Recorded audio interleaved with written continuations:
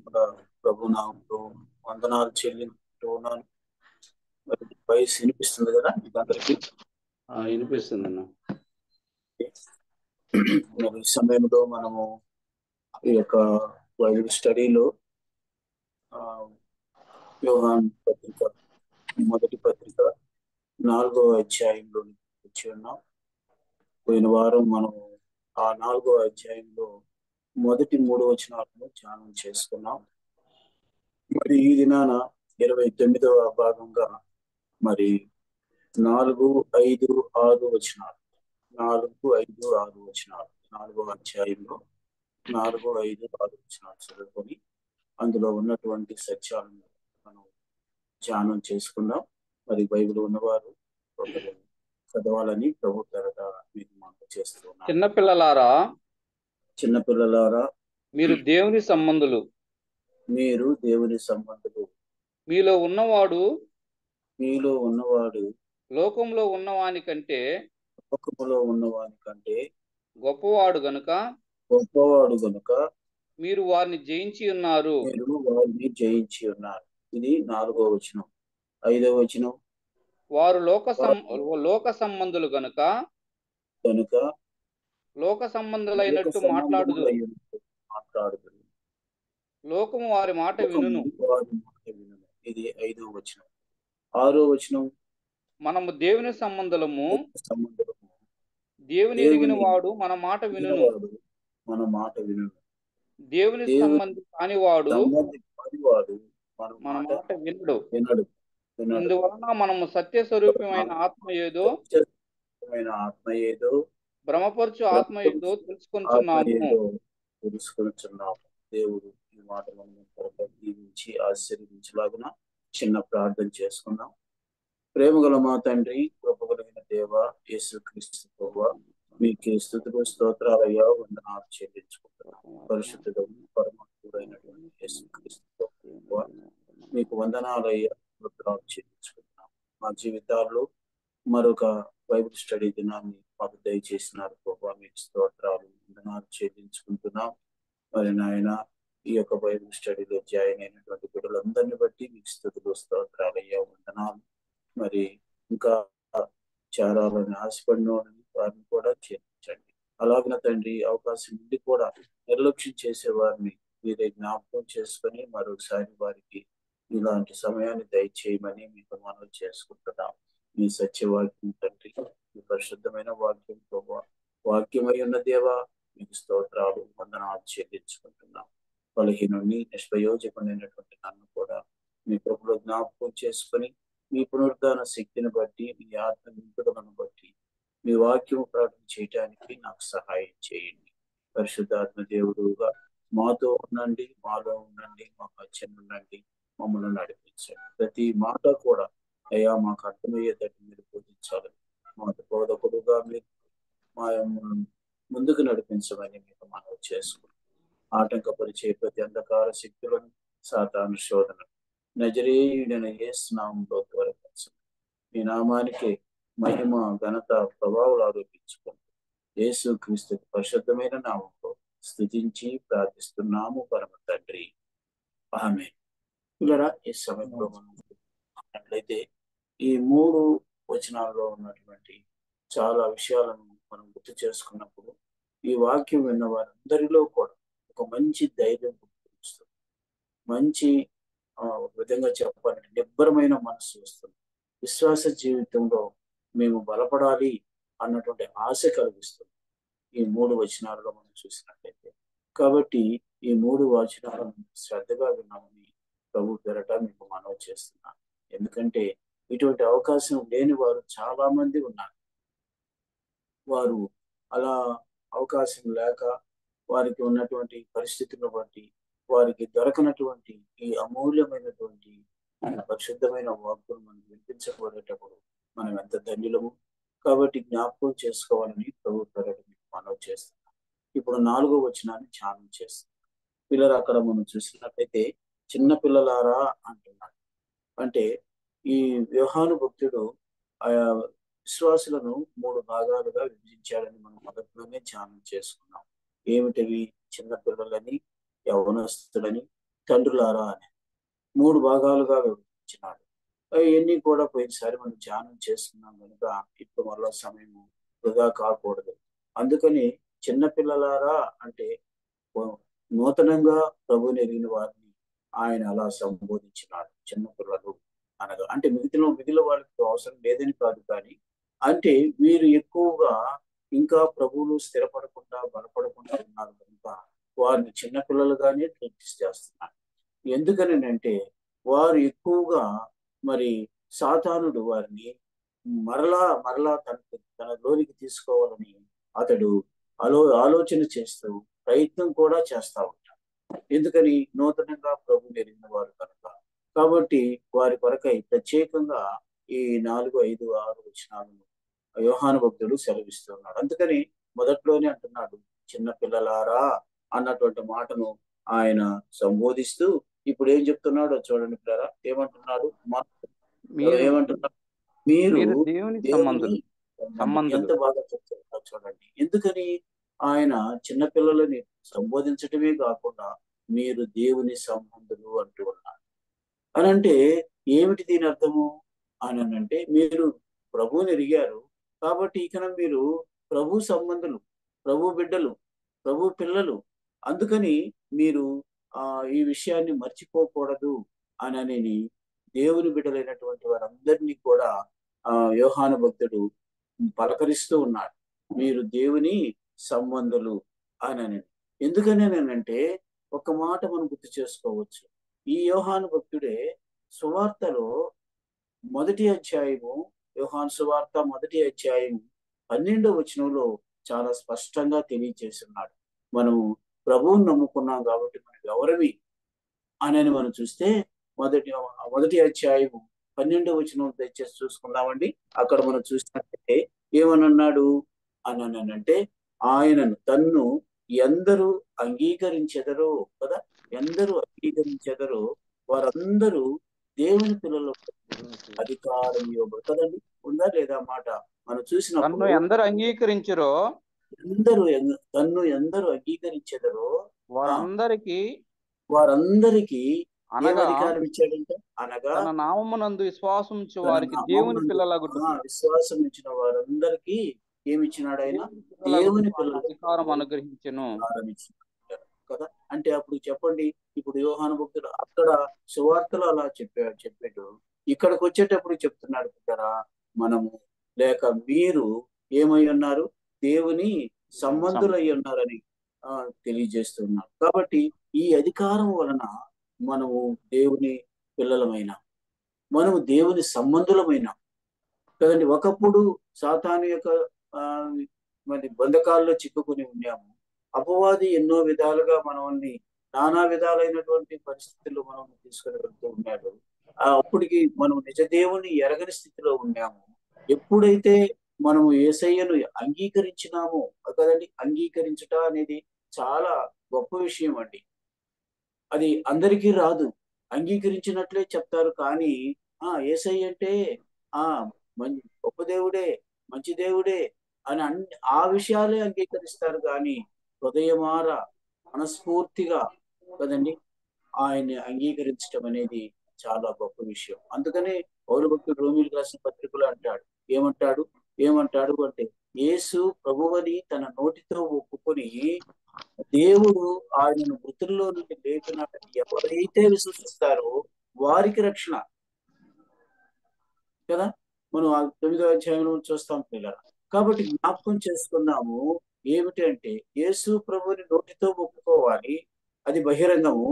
హృదయంలో విశ్వసించాలి. ఏమని విశ్వసించాలి? దేవుడు ఆయనను అంటే యేసయ్యను మృతుల్లో నుండి లేపినాడని. ఎందుకు మృతుడైనాడు ఆయన అన్న ప్రశ్న వచ్చినప్పుడు కూడా దానికి సమాధానం అక్కడే ఉంది. పాపులైనటువంటి మనలను పరిశుద్ధులుగా చేసే దాని కొరకు సిలువలో ఆయన తన పరిశుద్ధమైన రక్తాన్ని కార్చి ప్రాణము పెట్టి సమాధి చేయబడి తిరిగి 3వ దినాన లేచినాడు కదండి. దేవుడే ఆయన లేపినాడు కదండి. ఆయనకు అధికారం ఉంది, ఆ పరమ తండ్రికి అధికారం ఉంది కనుక ఆయన లేపినాడు. ఎందుకు ఈ విషయం చెప్తున్నానంటే అలాగూ ఆ సత్యాన్ని ఎవరైతే అంగీకరిస్తారో, ఎవరైతే విశ్వసిస్తారో వారికి మాత్రమే దేవుని పిల్లలకు ఆ అధికారం. ఆ అధికారం పొందినటువంటి మనము ఆ, ఇప్పుడు చెప్తున్నాడు ఆయన, మీరు దేవుని సంబంధులు, మీరు దేవుని సంబంధులు అనని స్పష్టంగా చెప్తూ ఉన్నాడు సార్. అందుకే మరొక దగ్గర మనం చూసినట్లయితే పౌలు భక్తుడే రోమిలకు రాసిన పత్రికలో 8వ అధ్యాయంలో 9వ వచనంలో ఈ మాట చెప్తూ ఉన్నాడు. చూస్తారా? మరి చూస్తే రోమిలకు రాసిన దేవుని పత్రిక ఆత్మ మీలో 8వ అధ్యాయం. నివసించిన ఎడల ఆ మీరు ఆత్మ స్వభావము గలవారే గాని అని ఆ శరీర స్వభావము కలవారు కారు. కారు. ఆ ఎవడైనను క్రీస్తు ఆత్మ లేనివాడైతే లేనివాడైతే వాడు వాడు ఆయన వాడు కాడు. ఆ కదండి, ఎంత స్పష్టంగా పౌలు భక్తులు చెప్తున్నాడో మనం ఒకసారి మనం ఆలోచన చేసినట్లయితే, దేవుని ఆత్మ మీలో నివసించుచున్నాడు గనుక ఉందయ్యా మాట, మనము ఆత్మ స్వభావం గలవారము కదండి, పరిశుద్ధాత్మని యొక్క స్వభావం కలిగిన వారము అన్నటువంటి మాట మనం గుర్తు చేసుకుంటాం. గనుక పిల్లరా, అంతేకాదు, ఇంకా మనం గుర్తు చేసుకున్నట్లయితే మనము కదండి, మన యందు ఈ గొప్ప మర్మం ఉంది. ఏమిటి అని అంటే, చూస్తారా? కొలసీలకు రాసిన పత్రికలో కదండి, అపోస్తలుడైన పౌలే కొలసీలకు రాసిన పత్రిక 1వ అధ్యాయము 27వ వచనంలో కూడా ఇంకొక మాట చెప్తున్నాడు కదండి. ఏమంటున్నాడు అని అంటే, అన్ని జనులలో ఈ మర్మం ఈ యొక్క మర్మము యొక్క మహిమైశ్వర్యము మహిమ ఎట్టిదో ఎట్టిదో అది అది అనగా అనగా మీ మీ యందున్న యందున్న క్రీస్తు మహిమ నిరీక్షణ అయి క్రీస్తు ఉన్నాడు మహిమ నిరీక్షణయై ఉన్నాడు. ఉన్నాడును సంగతిని దేవుడు దేవుడు తన తన పరిశుద్ధులకు పరిశుద్ధులకు తెలియపరచగోరి తెలియపరచబోరి ఉన్నాడు ఇప్పుడు ఆ అన్నాడు. మర్మము కాబట్టి వారికి చెప్పండి, మనం బయలుపరిచెను. క్రీస్తునందు మనం ఉన్నాము కదండి, మనం క్రీస్తు సంబంధం అయి ఉంటున్నాం కదా. ఇలాగా ఆ మనం గుర్తు చేసుకొని ఇప్పుడు యోహాను భక్తుడు ఆ 4వ వచనంలో చెప్తున్న మాట, 4వ అధ్యాయం 4వ వచనంలో మనం చూసినట్లయితే, మీరు దేవుని సంబంధులు, మీలో ఉన్నవాడు కదండి, మనలో ఉన్నవాడు సంగతి చెప్తూ ఉన్నాడు కదా. ఎవరు అయినా మనలో ఉన్నవాడు అని మనం చూసినప్పుడు ఇప్పుడు అదే చదువుకున్నాం మనం. ఏమిటది అని అంటే, చూడండి పిల్లరా, మనలో ఉన్నవాడు ఎంత బలవంతుడో ఆ మాట మనం వాడు చూస్తాం. మీలో ఉన్నవాడు కదండి, లోకములో ఉన్నవాని కంటే ఏమై ఉన్నాడు?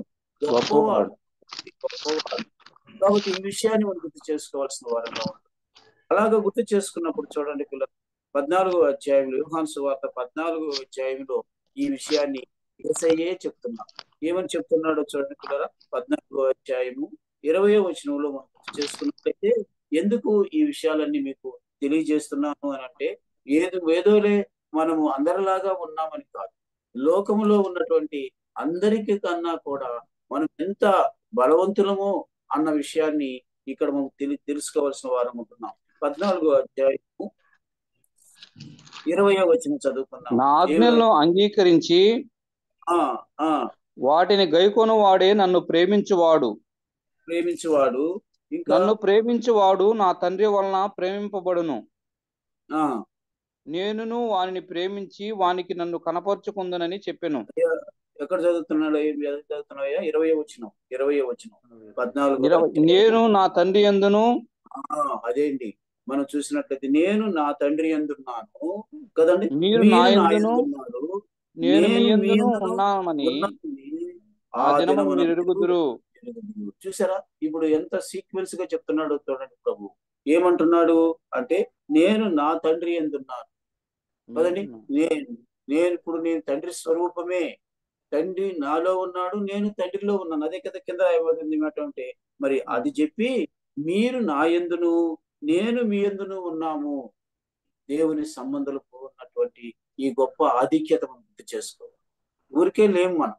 ఒకప్పుడు సాతాను సంబంధులమే ప్రభువుని అంగీకరించిన తరువాత ప్రభు పిల్లలమైనటువంటి అధికారం మనకి ఇవ్వబడింది.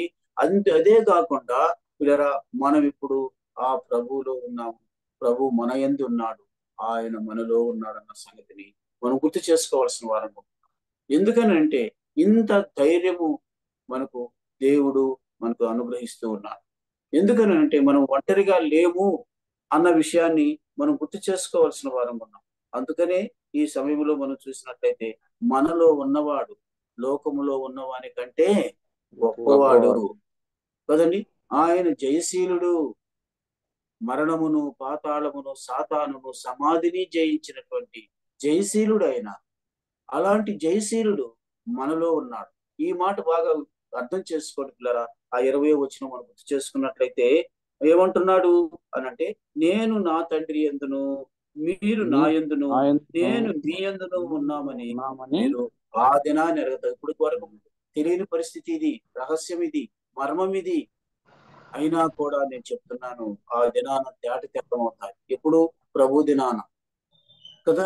అయితే మనము ఈ సత్యాన్ని ఎరిగిన వారమై ధైర్యముగా ముందుకు సాగాల్సినటువంటి బాధ్యత మనందరి మీద ఉందన్న సంగతిని మనం గుర్తు చేసుకోవాల్సిన వారు. అందుకే ప్రియరా, మనము ఈ విధంగా చూసినప్పుడు మనం ఏం చేయాలి? ఆ యొక్క 4వ వచనంలోనే మనం చూసినట్లయితే ఏమంటున్నాడు ఆయన? గొప్పవాడు కనుక మీరు వానిని జయించి ఉన్నారు అంటూ కదా, జయించి ఉన్నారు. కాబట్టి ప్రియరా, మనము కాదు కానీ మనలో ఉన్నవాడు ఆ యొక్క మనలో అపవాదిని ప్రభువే జయించే రీతిగా మన పక్షంగా ఉన్నాడు మనం గుర్తు చేసుకోవాల్సిన వారు. అందుకే యాకోబు భక్తుడు మరొక విధంగా చెప్తున్నాడు. చూస్తారా? యాకోబు పత్రికలో మనం చూసినట్లయితే 4వ అధ్యాయంలో ఈ మాట రాయబడి ఉంది. యాకోబు పత్రిక 4వ అధ్యాయము 7వ వచనంలో మనం చూస్తే పిల్లలు ఏం రాయబడిందో చూడండి. 7వ వచనంలో మనం కాబట్టి దేవునికి దేవునికి లోబడి ఉండుడి. ఎందుకని మనం లోబడి ఉండాలి అని అంటే, మనలో ఉన్నవాడు కదండి యేసుక్రీస్తు ప్రభు దేవుని ఆత్మ అయినటువంటి ఉన్నాడు, మనలో ఉన్నాడు కనుక మనం ఏం చేయాలి? ఆయనకి లోబడి ఉండాలి కదా. ఇంకా ఏమంటున్నాడు చూడండి. కాబట్టి దేవునికి లోబడి ఉంటుంది, అపవాదిని ఎదిరించుడి. అప్పుడు వాడు ఎప్పుడూ కూడా మనలను లోకంలోనికి లాగాలని వాడు ప్రయత్నం చేస్తూ ఉంటాడు. కాబట్టి మనం ప్రభువుకి లోబడి ఉన్నాం అనుకోండి, అప్పుడు వాడిని ఎదిరించేటటువంటి ధైర్యం మనకు వస్తుంది. ఇప్పుడు నేను చెప్పిన వాక్యాలన్నీ మనలో ఉంటే తప్పనిసరిగా మనం వాడిని ఎదిరించగలుగుతాం. అలా కాకుండా ఈ చెవిలో విని ఆ చెవిలో వదిలిపెట్టేసామనుకోండి, దాని వలన ప్రయోజనం ఉండదు. తప్పనిసరిగా మనం వాడి చేతిలో ఓడిపోతాం. అర్థమైందండి? కాబట్టి మనం ఓడిపోకుండా మనం జయించాలి. మన పక్షంగా ఉండి మనకు విజయం ఇచ్చే ఆ ప్రభు ఉన్నాడు కనుక అన్నటువంటి ధైర్యంతో మనం ముందుకు సాగితే, ఇప్పుడు ఆ రాయబడిన మాట చూడండి. ఏమంటున్నాడు అని అంటే, దేవునికి లోబడి ఉండుడి, అపవాదిని ఎదిరించుడి, అప్పుడు వాడు మీ యొద్ద నుండి ఏమైపోతాడట? పారిపోవును కదండి. వాడి పారిపోవాలి అని అంటే, మనలో ఉన్నవాడి ఎంత గొప్పవాడు, ఎంత శక్తిమంతుడో అది మనం గుర్తు చేసుకోవాల్సిన వారము. అందుకే ఈ యోహాను భక్తుడు అంటున్నాడు, చిన్నపిల్లలారా మీరు దేవుని సంబంధులు. నీలో ఉన్నవాడు లోకములో ఉన్నవాని కంటే ఎలాంటి వాడంట? గొప్పవాడు కదండి. ఇంకా ఏమంటున్నాడు? గొప్పవాడు గనుక మీరు వారిని ఏమంటున్నాడండి? జయించి ఉన్నారు అంటున్నాడు కదా. కాబట్టి ఆల్రెడీ జరిగిపోయినట్టుగా చెప్పేస్తున్నాడు యోహాను భక్తుడు. మీరు జయించి ఉన్నారు. యేసు ప్రభువుని నమ్ముకున్నప్పుడే ఆ విజయం దేవుడు మనకి ఇచ్చినాడు. కాబట్టి మనం మరలా ఓడిపోయేటటువంటి స్థితికి మనం రాకూడదు. వచ్చినాము అని అంటే మనం సాతానుని ఎదిరించటం లేదని లెక్క. అర్థమైందండి? కాబట్టి మనం ఎప్పుడూ కూడా విజయము పదములోనే మనం ముందుకు సాగాలి, కానీ మనము ఓడిపోయిన పరిస్థితిలో మనం ఉండకూడదు. ఎందుకనంటే మనకు ఆ అధికారం దేవుడు ఇచ్చున్నాడు, ప్రభు ఇచ్చున్నాడు, మనలో ఉన్నాడు ఆయన. కాబట్టి మన మీద ఆ సాతానికి విజయం లేకుండా చేసేది గొప్పవాడుగా ఉన్నాడు మన దేవుడు. అందుకని అక్కడ అంటున్నాడు, ఏమంటున్నాడు అని అంటే, ఆ విషయాన్ని మీరు వారిని జయించి ఉన్నారు అంటున్నాడు. ఇక్కడ ఏకవచనం లేదండి. ఇంకా కొంతమందిని గురించి చెప్తూ ఉన్నాడు. ఏమని చెప్తున్నాడు అని అంటే, ఈ యొక్క వారిని అన్న మాట ఎందుకు వచ్చింది అని అంటే, పిల్లరా మీరు అదే 4వ అధ్యాయం, ఇది యోహాను పత్రిక 4వ అధ్యాయము 1వ వచనంలో మనం చూస్తే లోకములోకి ఎవరు వచ్చి ఉన్నారో చెప్తాడు. చూడండి ఏం రాయబడి ఉంది 4వ అధ్యాయం. ప్రియులారా, అనేకులైన అబద్ధ ప్రవక్తలు లోకములోనికి లోకములోనికి బయలు వెళ్ళి ఉన్నారు కదండి. ఎవరంటే ఇది బాగా అర్థం చేసుకున్నట్లయితే ఈ మాటలే చెప్తారు కానీ, లోకం విషయం మాటలే చెప్తారు కానీ అసలు సత్యాన్ని కదండి సంఘస్థులకు కానీ విశ్వాసులకు కానీ బోధించరు. వీళ్ళకి ఏమని పిలుస్తున్నాడు యోహాను భక్తుడు? అబద్ధ ప్రవక్తలు. వీరు లోకంలోనికి వచ్చి ఉన్నారు అంటున్నారు. వీరు చెప్పేదంతా కూడా ఈ లోక సంబంధమైనటువంటి పురాణమే కదండి. అసలు సత్యంలోనికి వాళ్ళను విశ్వాసం నడిపించరు కదా. అలాంటప్పుడే ఇబ్బందికరమైన పరిస్థితి వస్తుంది. అందుకని ఆయన అంటున్నాడు, వారిని మీరు జయించి ఉన్నారు. కారణం ఏమిటి అని అంటే, మీరు ఇప్పుడు దేవుని సంబంధులు. మీలో ఉన్నవాడు లోకమును జయించిన వాడు. లోకములో ఉన్న వారిని అందరినీ, అందులో ఈ అబద్ధ బోధకులు కూడా ఉన్నారన్న సంగతిని మనం గుర్తు చేసుకోవాల్సిన వారు ఉంటున్నాం. కాబట్టి పిల్లలు గుర్తు చేసుకుందాం ఈ సమయంలో. దయచేసి ఈ యొక్క జూమ్ లో యాడ్ అయినటువంటి బిడ్డలందరికీ చెప్తున్నాను, ఇది చాలా గొప్ప మర్మం. ఈ మర్మాన్ని మనం ఎప్పుడూ కూడా మర్చిపోకూడదు. ఒకవేళ మనం బలహీనులు అయినప్పుడు ఇది గుర్తుకొచ్చిందంటే, నాలో ఉన్నవాడు బలవంతుడు, గొప్పవాడు, కాబట్టి నాకు ఏ ఇబ్బంది లేదు అన్నటువంటి ఆ ఆలోచన మనకు వచ్చినప్పుడు తప్పనిసరిగా ఈ లోకము యొక్క విషయాలను మనం జయించేటటువంటి స్థితి వస్తుందన్న సంగతిని మనం గుర్తు చేసుకోవాలి. అంతేకాని జరిగిపోయిన తర్వాత కదండి, ఓడిపోయిన తర్వాత ఒక సామెత ఉంది కదా, ఏంటంట,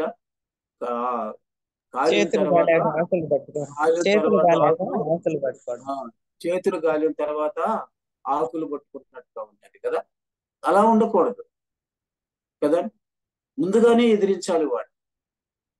చాలేవే నువ్వు చెప్పావు కానీ నీ ఆలోచన నాకొద్దు, నా ప్రభువు నాలో ఉన్నాడు, నేను ఏ విధమైనది కష్టమైన, శ్రమ అయినా, బాధ అయినా, అవమానమైన, అపనిందైనా సరే నేను జయించగలను అన్నటువంటి మనస్సు, ఆలోచన మనకు రాగలిగితే వీళ్ళరా నిజముగా మనం జయించి ఉన్నవారము అన్న మాటకు సరిపోతారు. వారిని మీరు ఏమంటున్నాడయ్యా? జయించి వారు అవుతారు అని అంటున్నారు. వీళ్ళ జ్ఞాపకం చేసుకోండి. ఈ విషయమై ఒక మాట మీకు ముందుకు తీసుకుని వస్తాను. ఒక సందర్భాన్ని, యేసయ్య 70 మంది శిష్యులను ఏర్పాటు చేసుకుని వారందరినీ కూడా సువార్త ప్రకటించండి అని చెప్పి పంపించినాడండి. పంపించిన తర్వాత వారు మరలా తిరిగి చాలా సంతోషంగా వచ్చారు. చూస్తారా నాతో పాటు? లూకాసు వార్త 10వ అధ్యాయంలో ఈ సందర్భం ఉంది. చూస్తామా? ఒక్కసారి చూడండి. లూకాసు వార్త 10వ అధ్యాయము 17వ వచనం చదువుకుందాం. వారందరూ వచ్చారండి. యేసయ్య దగ్గరకు వచ్చి చాలా సంతోషంగా వచ్చారు. 70 మంది వచ్చి ఏం చెప్తున్నారు చూడండి. ఆ 70 మంది శిష్యులు సంతోషముతో తిరిగి వచ్చి ఎలా వచ్చారంటండి? సంతోషంతో తిరిగి వచ్చారు 70 మంది శిష్యులు. వచ్చి ఏం చేస్తున్నారు చెప్పండి?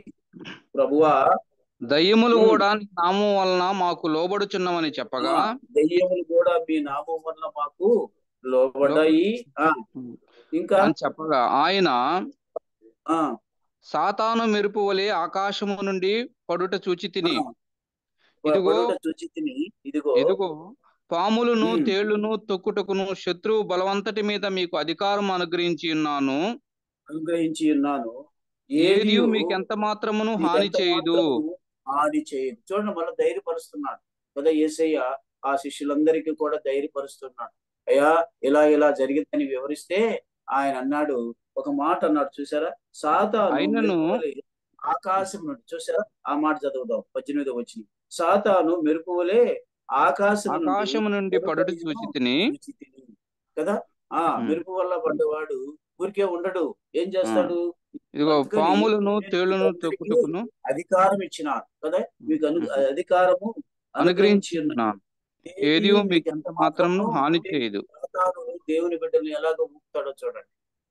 మెరుపులు వచ్చేస్తాడట. వాడు వచ్చి దేవుని పని చేసే వాళ్ళని, దేవునిలో ఎదుగుతున్న వారిని అలా మెరుపు వలె ఊపుతాడు కదా. అయితే మీకు నేను అధికారం ఇచ్చి ఉన్నా, ఆ విషయాన్ని మనం గుర్తు చేసుకుందాం. వారినే కాదు, ఈ దినాన మనతో కూడా ప్రభు మాట్లాడుతున్నారు పరిశుద్ధ దేవుడు. కాబట్టి ఏమంటున్నాడు? ఆ తర్వాత ఏ మాత్రమును హాని చేయడు. ఆ తర్వాత ఏమంటున్నాడు? అయినను దయ్యములు మీకు లోబడుచున్నవని సంతోషింపక మీ మీ పేర్లు పేరులు పరలోకమందు రాయబడి ఉన్నవని పరలోకమందు సంతోషించుడని రాయబడి ఉన్నవని సంతోషించుడని వారితో వారితో చెప్పారు. చెప్పాను. జ్ఞాపకం చేసుకుని ఎంత గొప్ప ధన్యత ఇచ్చాడో చూడండి, ఎంత గొప్ప స్థితిని మనకి ఇచ్చున్నాడో చూడండి. మన పేర్లు ఎక్కడ రాస్తున్నదంట కదండి. ఆ జీవ చూసినట్లయితే పరలోకమందు కదండి, రాయబడి ఉన్నాను. మన పేరు పరలోకమందు రాయండి జీవితంలో రాయించుకుంటారా. ఎంత గొప్ప మాట. అందుకని ఆరాధనలు నేను ఎప్పుడు కూడా మొదటి స్థుతించేటప్పుడు అదే అంట, గొర్రె పిల్ల జీవ గ్రంథంలో మా పేర్లు లిఖించిన దేవా నీకు స్తోత్రం అంట కదండి. అలాగా పరలోకములో మన పేర్లు రాయించుకుంటే గొప్ప దేవుడు అందుని బట్టి మనం సంతోషించాలి కదా. వాళ్ళు అనుకున్నారు ఇవన్నీ చేసేసుకొని వచ్చినాం అని అనుకున్నారు, కానీ అయ్యా ఇంకా చాలా ఇది ఉంది. సాతానుడు ఎప్పుడు ఏం చేస్తుంటాడు, పేతురుతో కూడా అన్నాడు, ఏమన్నాడు, జల్లెడ పడుతుంటాడట. కాబట్టి అలాంటి సాతాను మనం జయించి ఉన్నామని మనం ఎరిగిన వారంగా ఉండాలి. అంతేకాదు ఇంతకన్నా గొప్ప స్థితి మనకి దేవుడు ఇచ్చున్నాడు. అది ఆ మర్మాన్ని చెప్తున్నాడు. మీరు ఎందుకు సంతోషించాలి అని అంటే, మీ పేరులు పరలోకమందు వ్రాయబడి ఉన్నాయ్యా, దానికి సంతోషించండి. ఈ లోకంలో ఈ అధికారాలు ఇవ్వటమే కాదు, పరలోకములో అంతటి గొప్ప అధికారను మీకు ఇచ్చి ఉన్నానని యేసయ్య చెప్పినాడు పిల్లలు. కాబట్టి మనం గుర్తు చేసుకోవాల్సిన వారంగా ఉంటున్నాం. కాబట్టి ఈ సమయంలో 4వ వచనం మనం అంతా ధ్యానం చేసినప్పుడు ఒక్కసారి మనం చూసుకుందాం. చిన్న పిల్లలారా, మీరు దేవుని సంబంధులు, మీలో ఉన్నవాడు లోకములో ఉన్నవాని కంటే గొప్పవాడు కనుక మీరు వారిని జయించి ఉన్నారు కదండి. 3 విషయాలను ఈ 4వ వచనంలో మనం గుర్తు చేసుకోగలిగాం. ఇప్పుడు 5వ వచనానికి వద్దాం కదండి. 5వ వచనం చూద్దాం. అక్కడ ఏం రాయబడిందో చదువుతామండి. ఏం రాయబడింది అక్కడ? లోక సంబంధులు గనుక ఎవరండి? ఎవరు? లోకములో ఉన్నవారు. ఈ అబద్ధ బోధకులు ఉన్నారు, ఇంకా ప్రభుని ఎరగని వారు ఉన్నారు. వీళ్ళంతా ఒకే గుంపు. ఈ అబద్ధ బోధకుల గురించి ఎందుకు చెప్తున్నాను? 4వ వచనం, 4వ అధ్యాయం 1వ వచనంలోనంటే, వాళ్ళు పోయి తప్పుడు బోధ చేస్తారు. ఆ తప్పుడు బోధలో సత్యం ఉండదు కదా. అది నిజముగా చాలా భయంకరమైన పరిస్థితి. నాకు తెలిసినంత వరకు ఎంతో గొప్ప సత్యాన్ని వదిలిపెట్టేసి ఈ దినాన చాలా మంది లోకంలోకి వెళ్ళిపోయినారు. ప్రభువుని ఎరిగిన వారే, బాప్తిసం తీసుకున్న వారే, ఆరాధన చేసిన వారే, కానీ ఘోరమైన పరిస్థితుల్లోకి వెళ్ళిపోయిన పరిస్థితి కదా. దానికి తగ్గట్టుగానే ఈ బోధకులు ఏం చేస్తారంటే, ఏం పర్వాలేదు, అవన్నీ చేయొచ్చు, అలా చేయొచ్చు, ఇలా చేయొచ్చు అని చెప్పే బోధకులు తయారైన. చిన్న విషయాన్ని కూడా చెప్తాను నేను, అవన్నీ చెప్తే బాధపడతాను కదా. ఇల్లు కట్టుకునేటప్పుడు, పెళ్లి చేసేటప్పుడు, శుభకార్యాలు చేసుకునేటప్పుడు అన్ని కాలాలు మానాలు అన్ని చూసుకోవాల్సిన పరిస్థితి ఉంది ఈ దినాల్లో. ఎవరికి? నేను లోకస్తుల గురించి చెప్తలేదండి, యేసు ప్రభుని ఎరిగినటువంటి విశ్వాసం సంగతి చెప్తున్నా కదండి.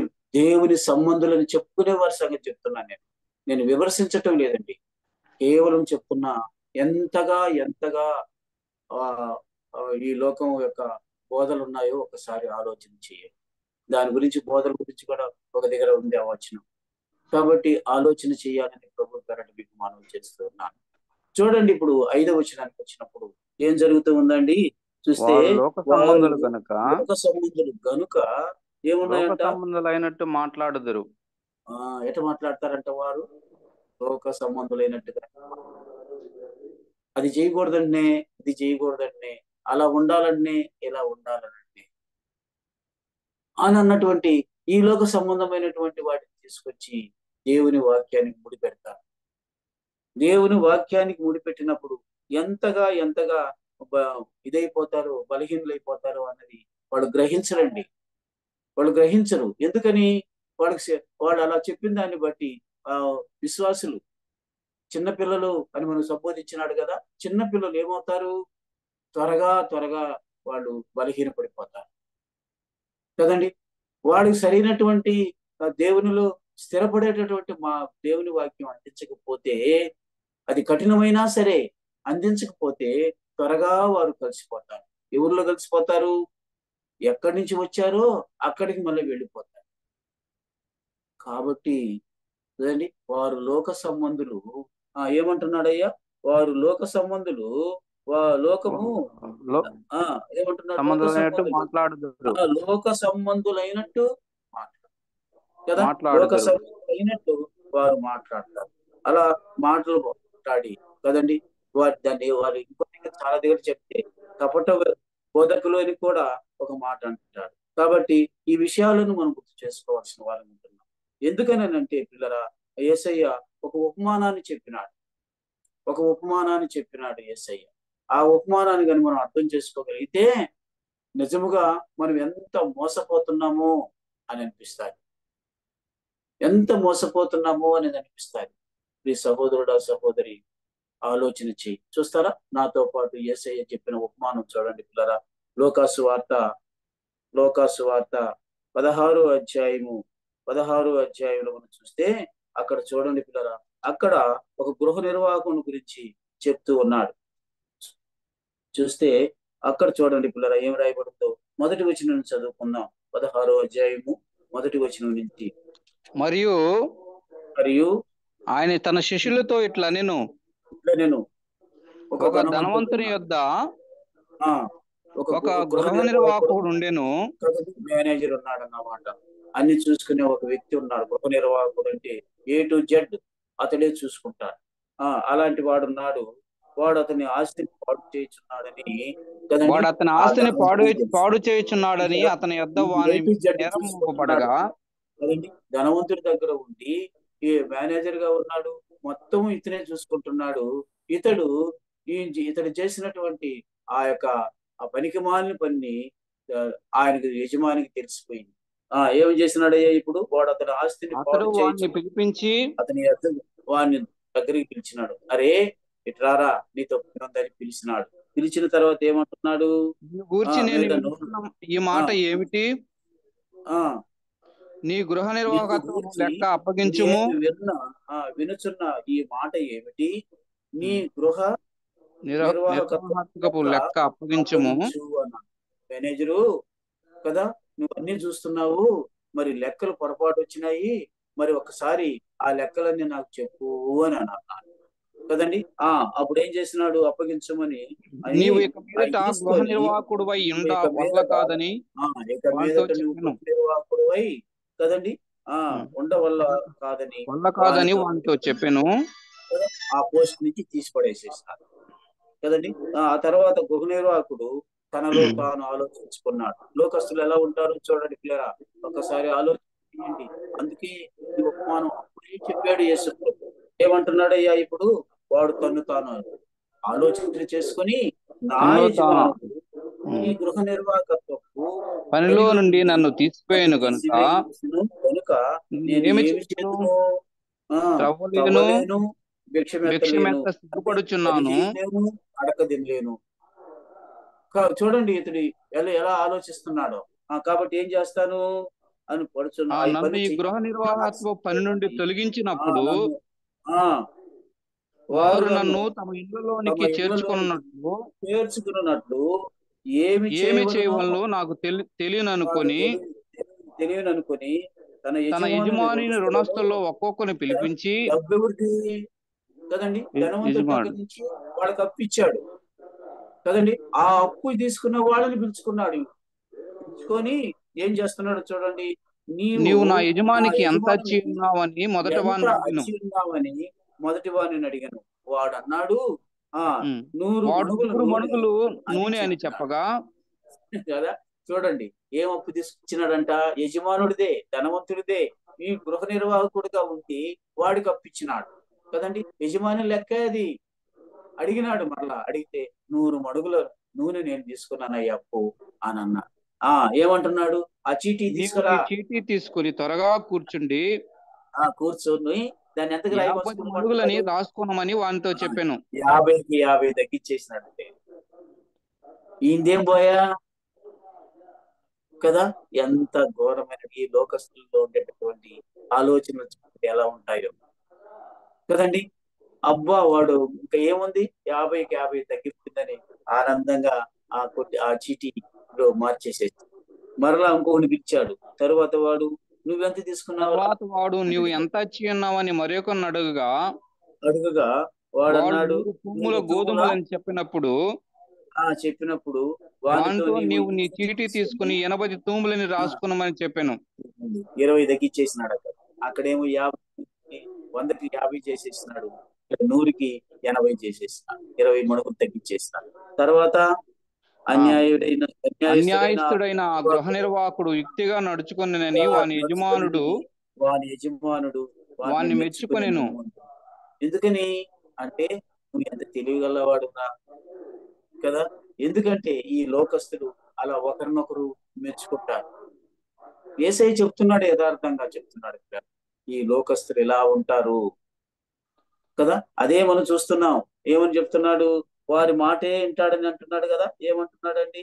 అక్కడ మనం చూసినట్లయితే వారు లోక సంబంధులు కనుక లోక సంబంధులైనట్లు మాట్లాడతారు. ఇప్పుడు వాడిని మెచ్చుకున్నాడు. కానీ యేసయ్య ఏం చెప్తున్నాడో చూడండి పిల్లల. తర్వాత మనం చూద్దాం. మెచ్చుకున్నాడు. వెలుగు ఉమ్. సంబంధుల కంటే ఈ లోక ఈ లోక సంబంధులు సంబంధులు ఆ, తమ తరమును తమ బట్టి చూడగా తరమును బట్టి చూడగా యుక్తిపరులై యుక్తిపరులై ఉన్నారు ఉన్నారు. కదండి. ఏమై ఉన్నారట?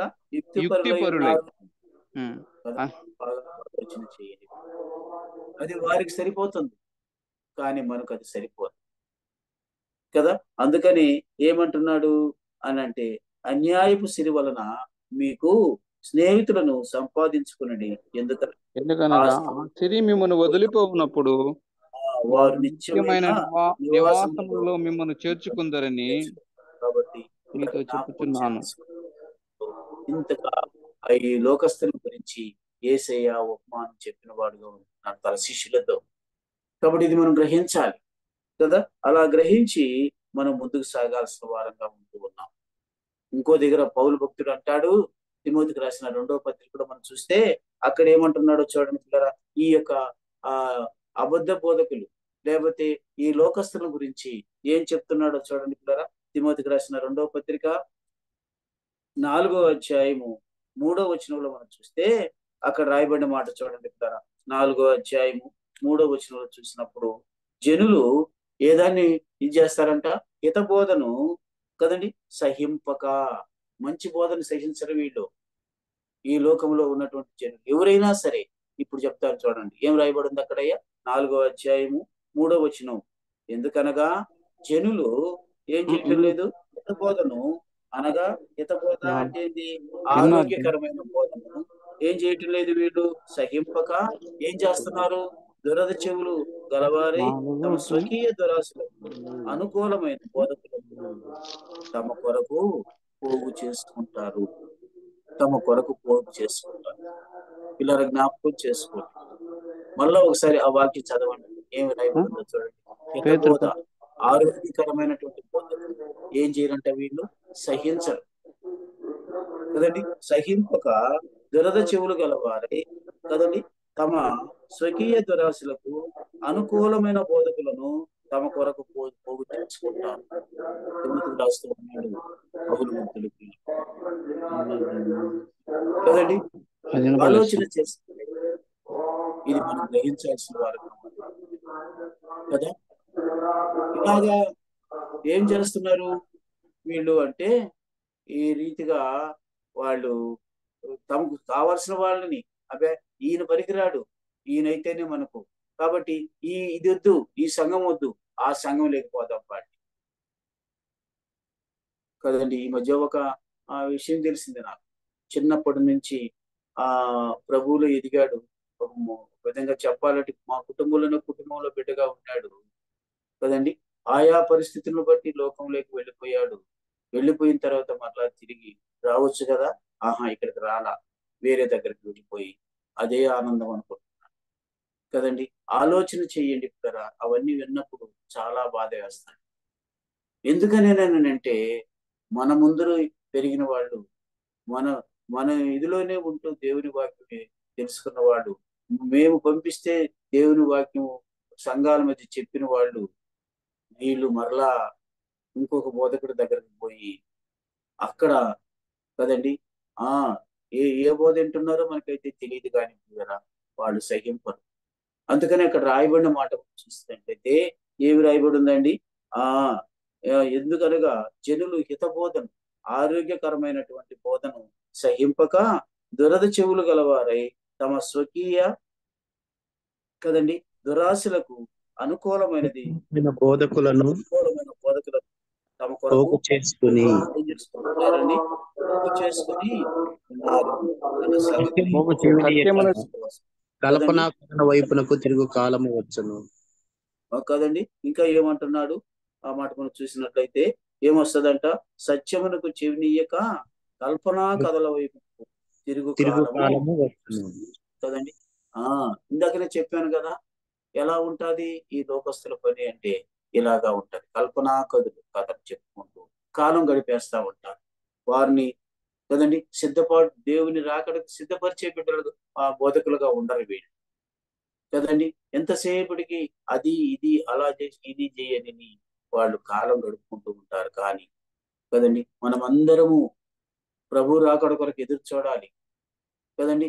ఆ దినాన ప్రభు వచ్చినప్పుడు ఎత్తబడే గుంపులో మనం ఉండాలి. ఆయన సారూప్యంలోకి మనం మార్చబడాలి అన్నటువంటి ఆ యొక్క బోధను చెప్పడానికి ఇష్టపడరు వీళ్ళు కూడా. వాళ్ళు వినేదానికి ఇష్టపడరు వాళ్ళు కూడా. ఎంతసేపటికి ప్రభు వస్తాడంట అని చెప్తా ఉంటారే ఆయనని వాళ్ళు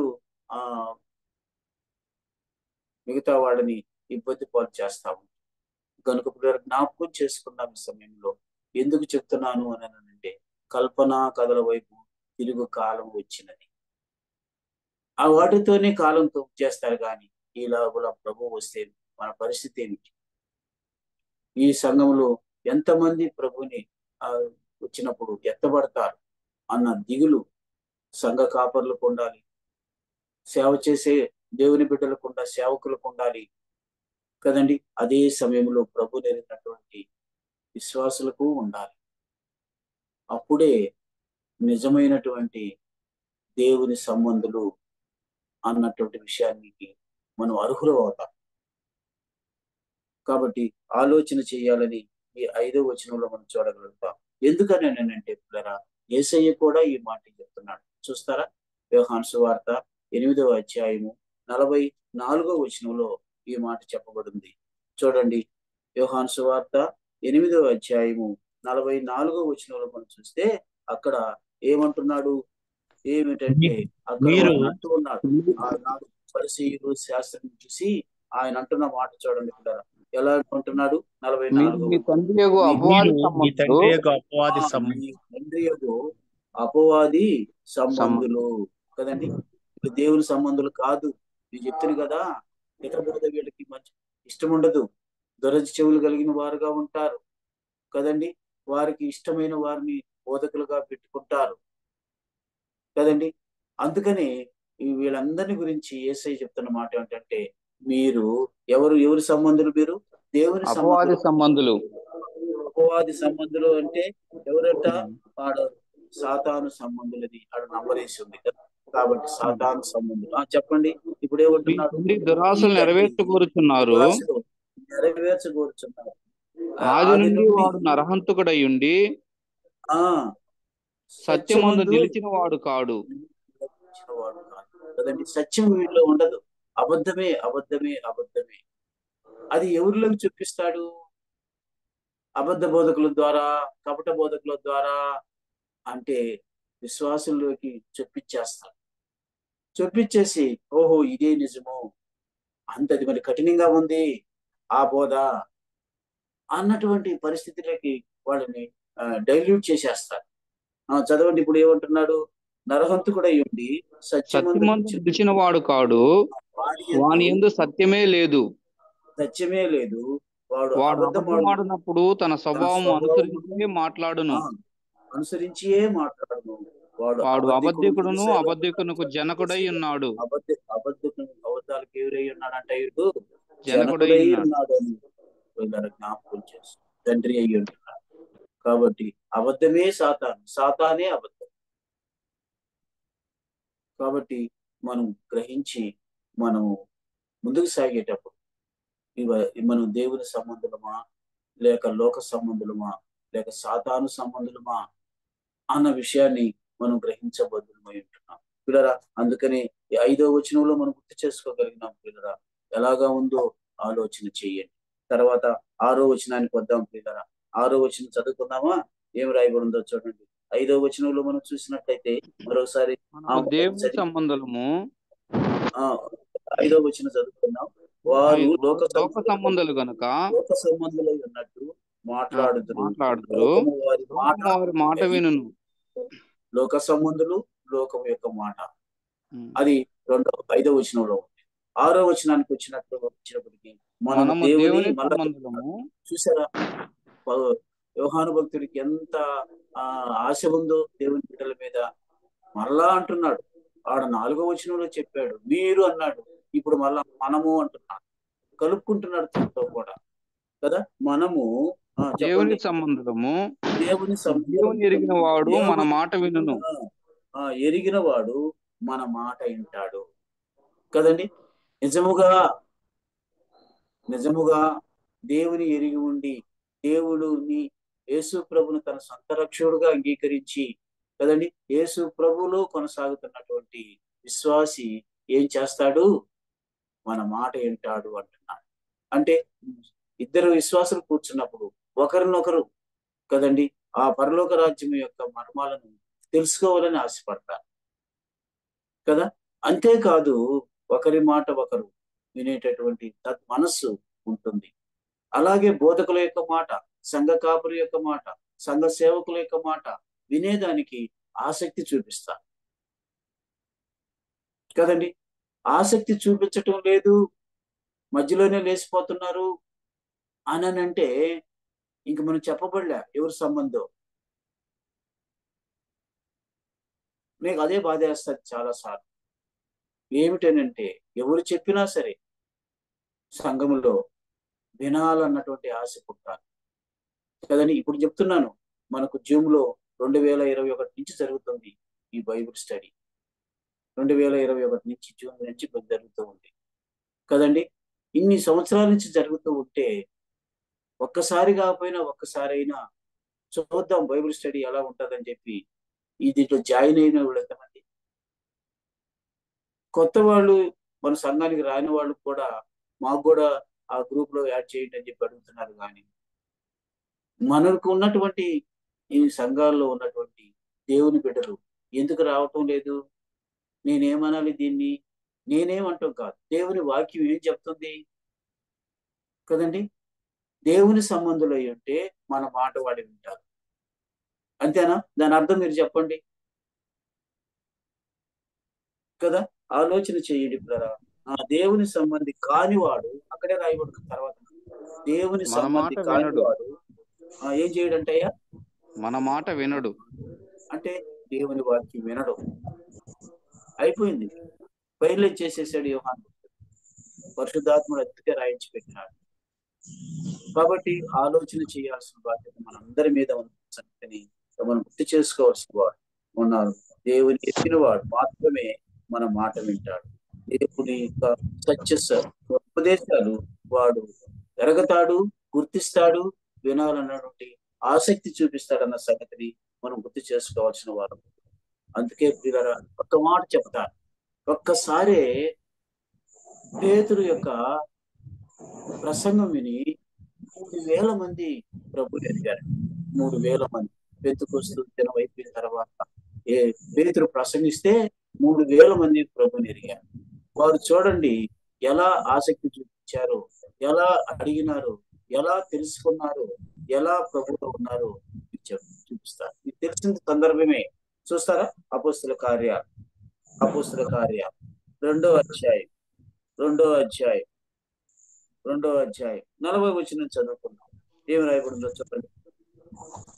అపోస్తుల కార్యాలు అనేక విధములైన మాటలతో సాక్ష్యం ఇచ్చి, అనేక విధములైనటువంటి మాటలతో సాక్ష్యం ఇచ్చి మీరు మూర్ఖులకు ఈ తరము వారికి వేరై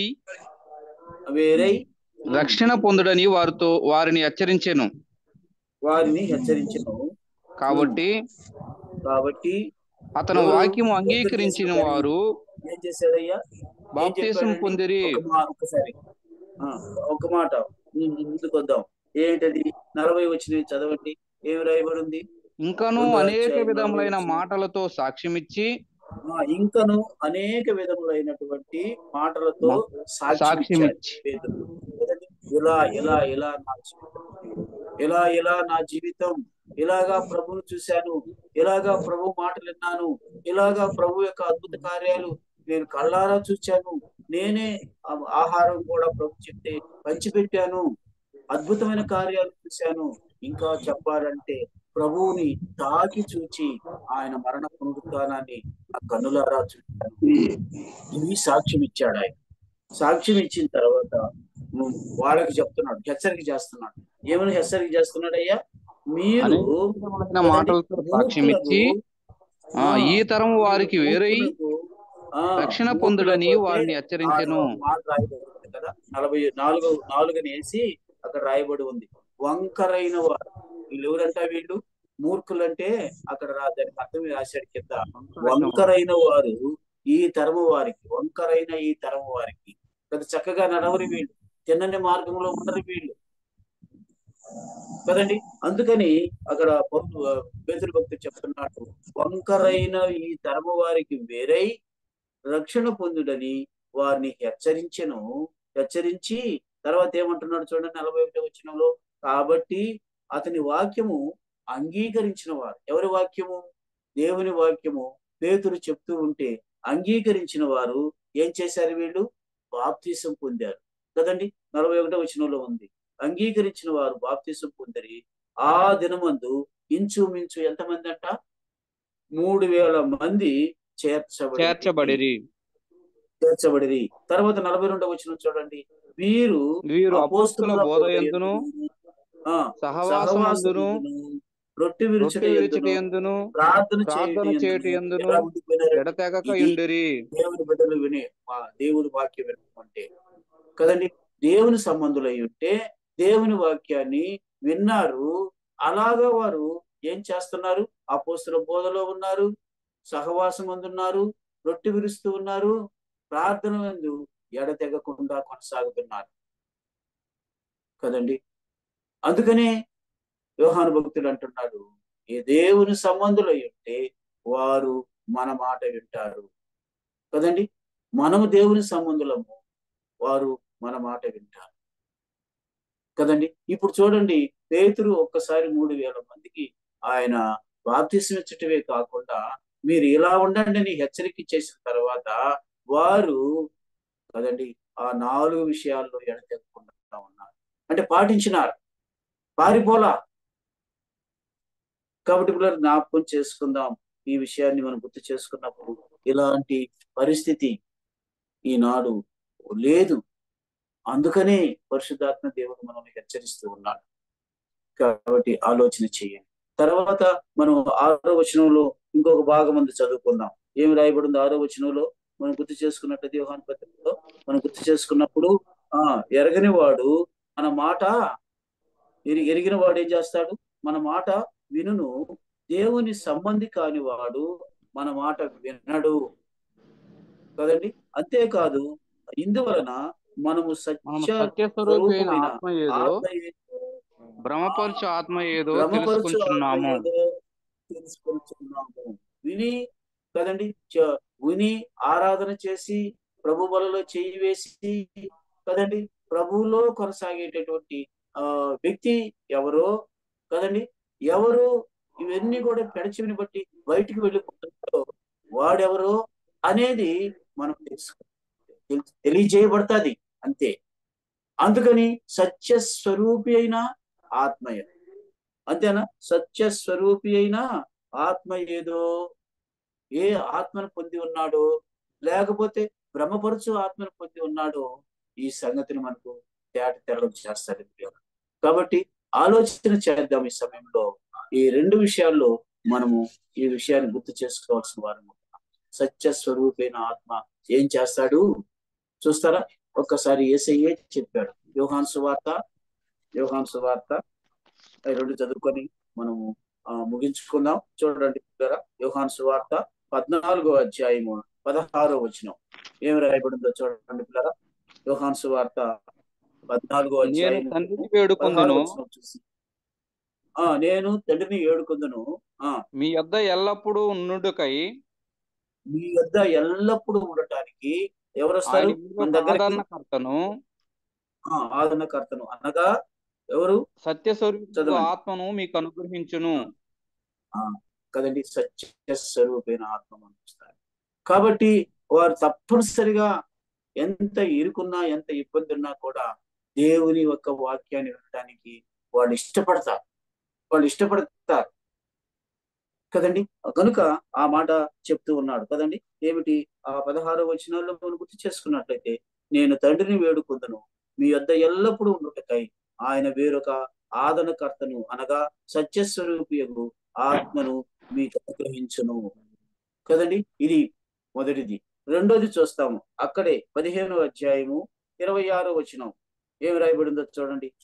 ఇదిగో తండ్రి యేసయ్య యొద్ద నుండి మీ ఆనాడు యొద్దకు చెప్పిన మాట. నేను 15వ అధ్యాయము 26వ వచనం ఏం తండ్రి రాయబడింది? యొద్ద నుండి మీ యొద్దకు నేను తండ్రి పంపబో వద్ద నుండి ఆదరణకర్త మీ వద్దకు నేను పంపబోవు ఆదరణకర్త అనగా అనగా తండ్రి వద్ద తండ్రి నుండి యొద్ద నుండి బయలుదేరి సత్యస్వరూపి అయిన ఆత్మ ఆత్మ వచ్చినప్పుడు వచ్చినప్పుడు ఆయన నన్ను ఆయన గురించి పూర్తి సాక్ష్యం ఇచ్చును.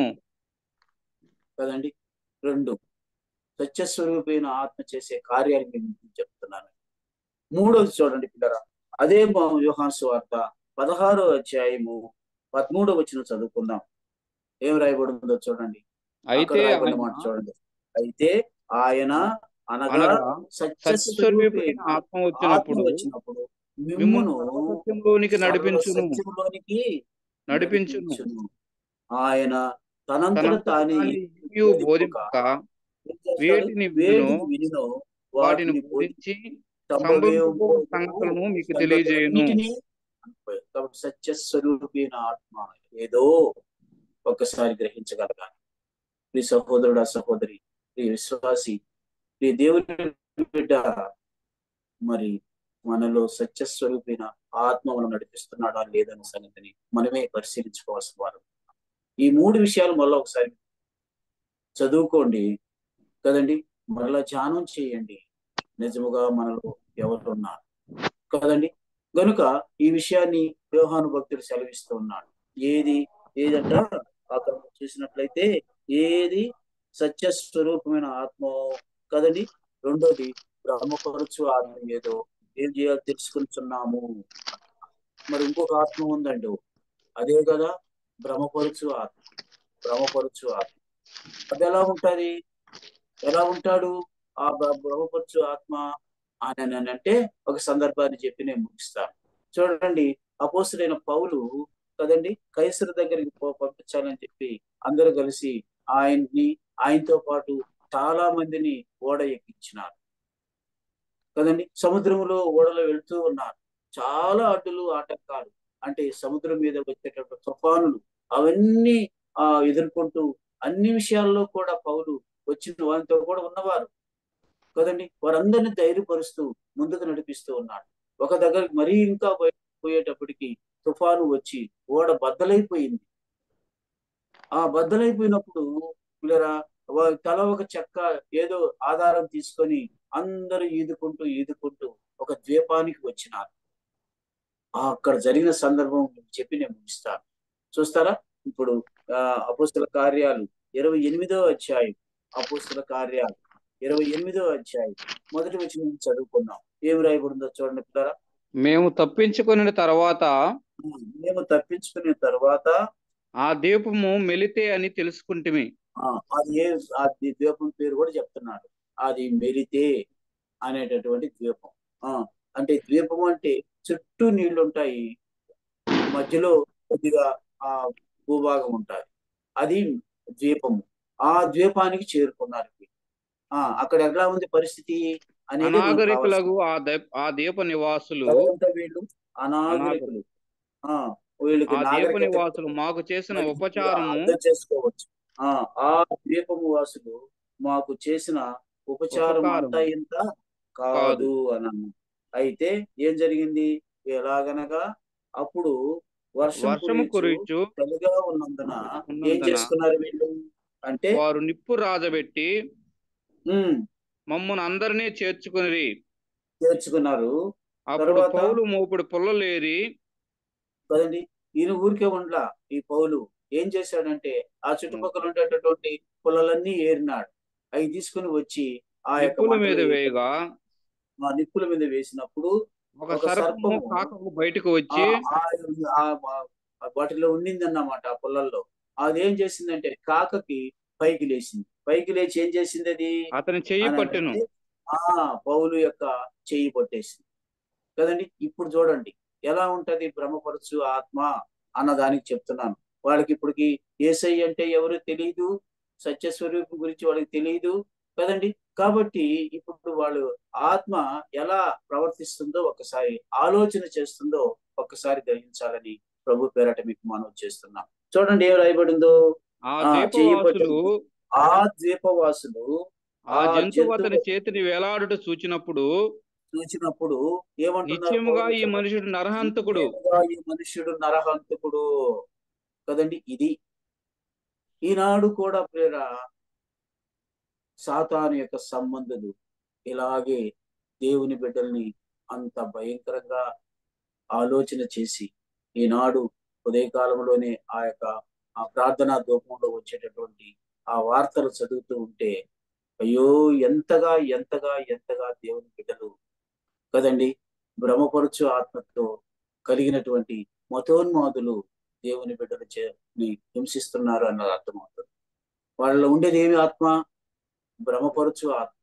ఏమో చేసేస్తామంటాం, లేకపోతే దేవుని బిడ్డలు ఏదో చేసేస్తారట కదండి. వీళ్ళు ఇప్పుడు ఏమంటున్నారు పౌల్ని? ఏమంటున్నారయ్యా?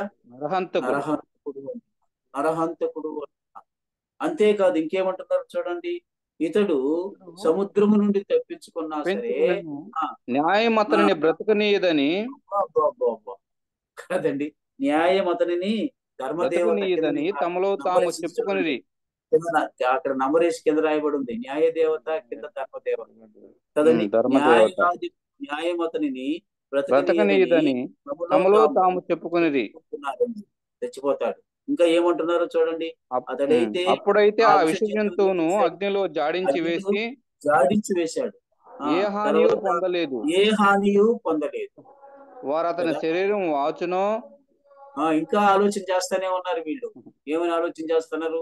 శరీరం వాస్తదేమో లేక కదండి, అతడు లేదా అకస్మాత్తుగా పడి అకస్మాత్తుగా చచ్చునో పడి అని చచ్చును. కనిపెట్టుచుండిరి. చూసారా భ్రమపరుచు ఆత్మ ఎలా ఉంటుందో ఒకసారి ఆలోచించి.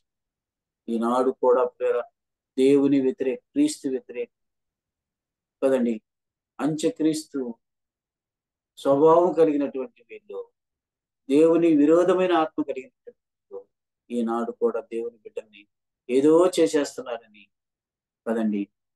ఆదివారం పూట అయితే ఆరాధన జరుపుకుంటున్న వారి మీదకి వచ్చి వాళ్ళు అలా చేస్తున్నారు. వీళ్ళు అనుకుంటున్నారు ఇప్పుడు పౌలు భక్తుడు ఒళ్ళు వాస్తాడేమో, పడి చచ్చిపోతాడేమో. ఏ ఆత్మ అంటే ఇది? ప్రభుని ఎరగని వారు ఉండేటటువంటి ఆత్మ, భ్రమపరచు ఆత్మ. ప్రభుని ఎరిగిన వారిలో కూడా చాలా మంది ఇదే ఉంది. దేవుని వాక్యం వినరు, విన్నా మనసులోకి చేర్చుకోరు, భ్రమపడిపోతారు. ఏదో జరిగిపోద్ది కదా. ఇక్కడ జ్ఞాపకం చేసుకోండి. ఈ సమయంలో అలాగూ చదవండి అని చచ్చును అని కనిపించుచుండేది. ఆ తర్వాత చాలా సేపు తర్వాత కనిపించుకుంటారు. అతనికి అతనికి హాని కలుగుకున్నట్టు చూచి ఏ హానియు కలుగుకున్నట్టు చూచి ఆ ఆ అభిప్రాయము అభిప్రాయాన్ని మాని అని ఇతడు ఒక మళ్ళీ ఏమంటున్నారు? ఇతడు ఒక దేవత అని చెప్పి సాగిరి. గుర్తు చేసుకుందాం ఈ దినం. మరి ఇలాంటి పరిస్థితులు ఈ దినాల్లో కూడా ఉన్నాయి కాబట్టి గుర్తు చేసుకుందాము. ప్రభువుని ఎరిగిన తర్వాత వాళ్ళకందరికి సువార్త ప్రకటించిన తర్వాత అసలు పౌరుని వదిలిపెట్టడానికి వాళ్ళకి ఇష్టం లేదు. అంతగా వాళ్ళు సత్యస్వరూపైన ఆత్మలోకి వచ్చేసినారు. చూసారా, ఇక్కడే ఆ ద్వీపంలోనే మొదట ఉన్నటువంటి ఆ బ్రహ్మపరచు ఆత్మను దేవుడు తీసివేసి సత్యస్వరూపైన ఆత్మను వారికి అనుగ్రహించి పౌలును ఎంతో ఎంతో ఎంతోగా వారు ఆ గౌరవించినారు, ప్రేమించినారు మనం చూడగలుగుతాం. నేను ఆయన్ని చెప్పడం లేదు, కానీ ఈ సమయంలో గుర్తు చేసుకుందాం. ఈ 6వ వచనంలో ఉన్నటువంటి విషయాన్ని మరొకసారి నేను చదివి వినిపిస్తాను. ఏమిటి అని అంటే అక్కడ గుర్తు చేసుకుందాం. 6వ వచనంలో మనము దేవుని సంబంధులము, దేవుని దేవుని ఎరుగని వాడు మన వాడు మాట మన వినును, మాట వినును కదండి. దేవుని ఎరిగిన వాడు సంబంధి మన మాట, కాని వాడు మన మాట దేవుని వినడు. సంబంధి కానివాడు మన మాట వినడు. వినడు. వినేవాడు, ఎరిగిన వాడు, ఎరగని వాడు. ఈ వచ్చిన గుర్తు చేసుకోండి. ఎరిగిన వాడు, ఎరగని వాడు. రెండోది వచ్చి ఇంకోటి ఏమిటి? సత్యస్వరూపి అయిన ఆత్మ, బ్రహ్మపరచు ఆత్మ. ఈ 6వ వచనంలో ఉన్నటువంటి ఈ మాట. కాబట్టి ఇలా గుర్తు చేసుకున్నాం. దేవుడు మనకి ఇచ్చినటువంటి ఈ యొక్క పరిస్థితిని బట్టి మనం గుర్తు చేసుకున్నాం. ప్రభువు యొక్క నామములో ఈ 3 వచనాలు ధ్యానం చేయండి. ఒకసారి సర్వ సత్యంలోనికి ప్రభు మనం నడిపిస్తారు. దేవుడి కొద్ది మాటలు మన కొరకై దీవించును గాక. ఇలా మరి ఈ సమయంలో ఈ యొక్క జూమ్లో పాలు పొక్కులు పొందిన బిడ్డలందరికీ మరొకసారి వందనాలు చెల్లించుకుంటూ నేను ముగించుకుంటున్నాను. ప్రభునామంలో మీకు అందరికీ వందనాలు. ఒకటి వాక్యాన్ని విన్నాము. సర్వసత్యంలో నడిపించేటటువంటి ఆత్మకార్యం.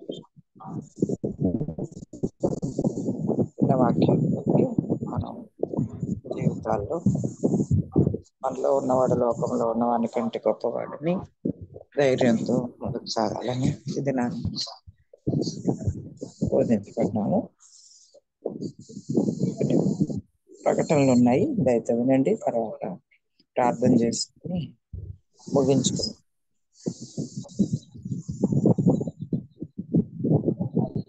ఈ వారంలో 2వ శనివారం 14వ తేదీ మనకు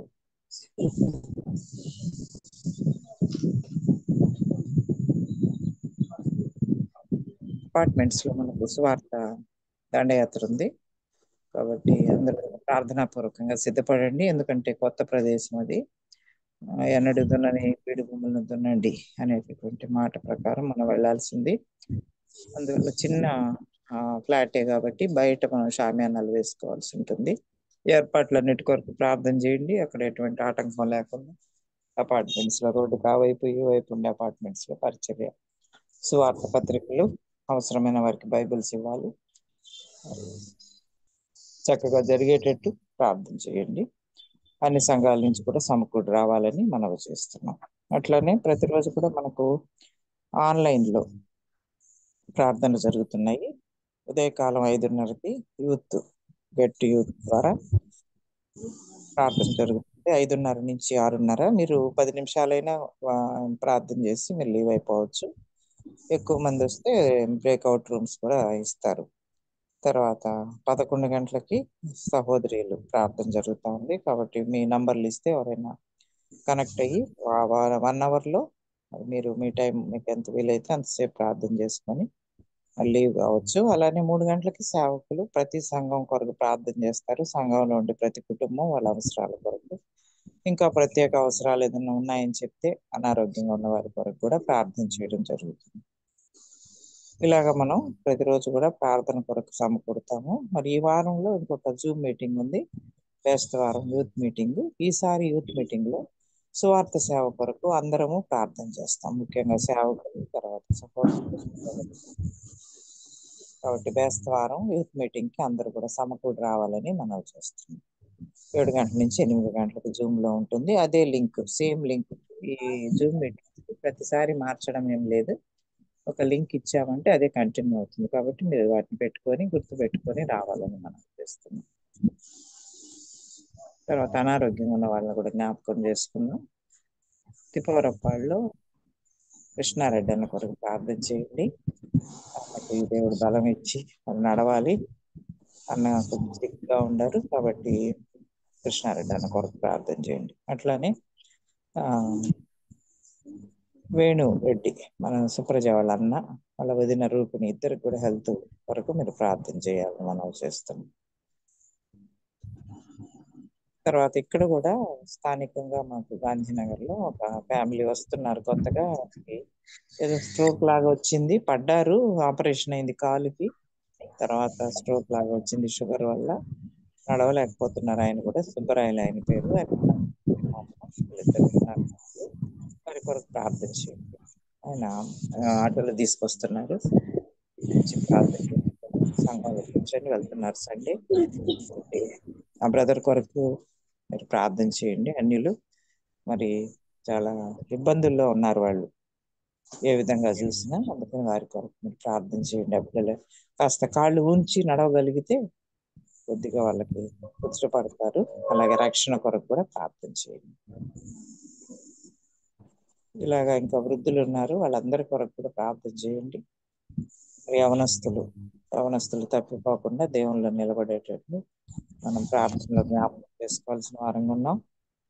వారి కొరకు ప్రత్యేకమైనటువంటి ప్రార్థనలు చేయాలని చెప్పేసి కూడా మనం చెప్తున్నాం. ఇవి సేవకుల కొరకు ప్రార్థన. మన సంఘాల్లో సేవ చేస్తున్నటువంటి వారు యోసేపు అన్న, తర్వాత యషి అన్న, ప్రేమరాజు అన్న, మహిమరాజు, సురేష్, రాజు, జయరామయ్య, అలాగే సునీల్ అన్న, మురళి, తర్వాత పీటర్ పాల్, వీరందరి కొరకు ప్రార్థన చేయండి. అట్లాగే మనకు విద్యానగర్ నుంచి కూడా బెంజమిన్ పాల్ కూడా నెలలో వస్తున్నారు. అందుకని ఒక్కొక్క సంఘాన్ని ఆయన వాక్యం చెప్పడానికి సండేస్ రావడం జరుగుతుంది. ఆ బ్రదర్ కొరకు కూడా ప్రార్థన చేయండి. సహోదరులు కూడా ప్రార్థన సపోర్ట్ ఇస్తున్నారు, అందుకని వారి కొరకు కూడా మీరు జ్ఞాపకం చేసుకోండి. పిల్లలు స్కూళ్ళకి వెళ్తున్నారు, వ్యాపారస్తులు, ఉద్యోగస్తులు అన్నిటి కొరకు ప్రార్థనలో జ్ఞాపకం చేసుకోండి. అలాగే ప్రెగ్నెంట్ లేడీస్ ఉన్నారు, వారి సుఖప్రసవం కోసం కూడా ప్రార్థన చేయండి. బయట నుంచి కూడా మనం కొంతమంది సహోదరులు కనెక్ట్ అవుతున్నారు, వారిని కూడా జ్ఞాపకం చేసుకోండి. ఆసక్తిగా వారు కనెక్ట్ అవుతున్నందుకు ప్రభు నామములో ఒకసారి ప్రార్థిస్తున్నాం. మరి సమయంలో ప్రార్థన చేసుకొని మనం ముగించుకున్నాం. మన మధ్యలో ఉంటున్నటువంటి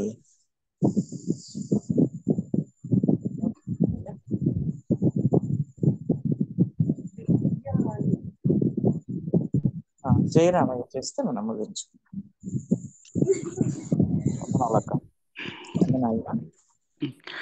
ప్రార్థన చేసుకున్నాం. ప్రేమ కలిగిన ప్రియ పరలోక తండ్రి, నీ అమూల్యమైన ఘనమైన పాదాలకి స్తుతులు స్తోత్రాలు చెల్లించుకుంటూ ఉన్నాం ప్రభువా. మహాగణుడువు, మహోన్నతుడువు, సర్వాధికారివి, సర్వశక్తిమంతుడా యేసయ్య, నీ పాదాలకు వందనాలు చెల్లించుకుంటూ ఉన్నాం నాయన. ఇదిగో ప్రభా, ఈ బైబిల్ స్టడీలో మీరు కృప చూపించి అయా మీ దాసుని నిలబెట్టుకుని ప్రభా, ఈ యొక్క యోహను 4వ పత్రిక నుంచి, అయా 4వ అధ్యాయం నుంచి అయా మీరు మాకు తెలియజేసిన ఈ మాటలను బట్టి వందనాలు చెల్లించుకుంటూ ఉన్నాం ప్రభా. అవునైనా మీరు దేవుని సంబంధాలు, మీలో ఉన్నవాడు లోకంలో ఉన్నవాడి కంటే గొప్పవాడని మాకు తెలియజేసిన విధానాన్ని బట్టి వందనాలు చెల్లించుకుంటూ ఉన్నాం ప్రభా. అవునైనా మేము దేవుని సంబంధం కాబట్టి ప్రభా, ప్రతిదీ కూడా నాయన జయించే కృపను మాకు దయచేయమని ప్రార్థన చేస్తూ ఉన్నాం ప్రభా.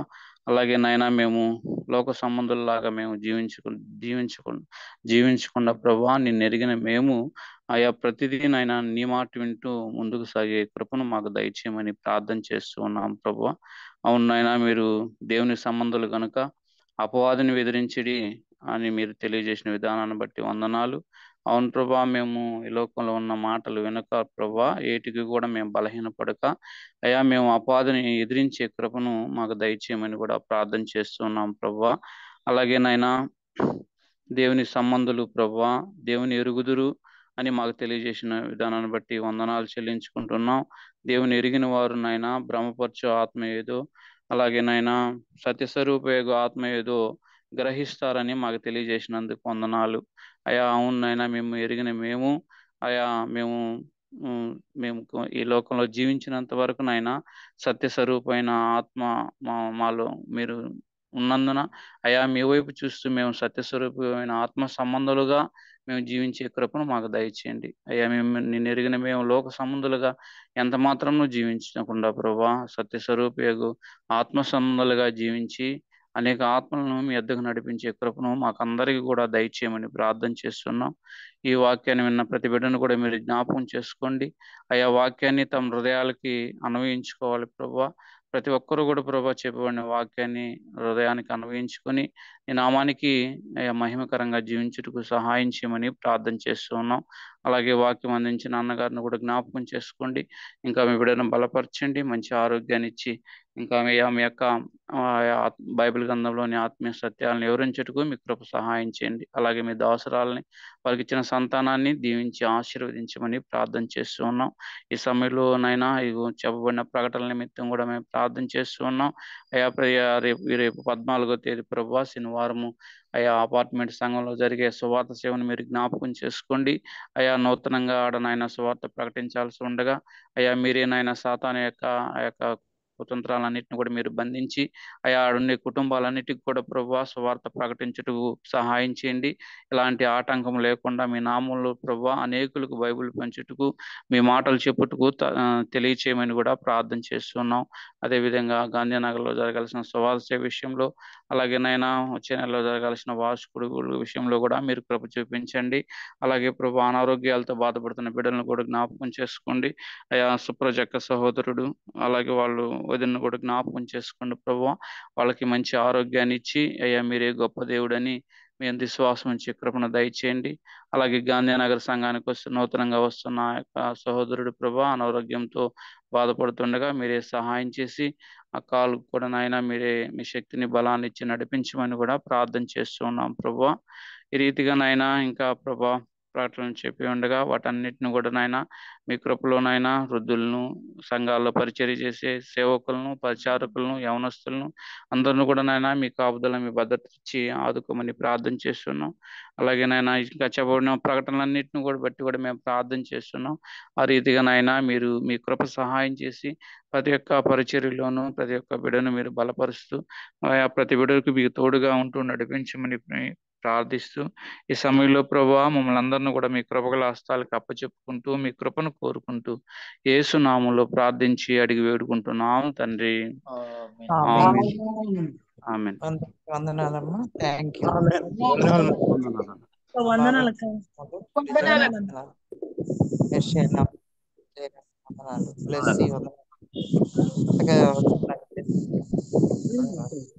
ప్రార్థన చేయండి. కృపా ప్రణత వందనాలు, పేట్ర పాల్ వందనాలు, ప్రేమల వందనాలు, విమల ఈ కూడా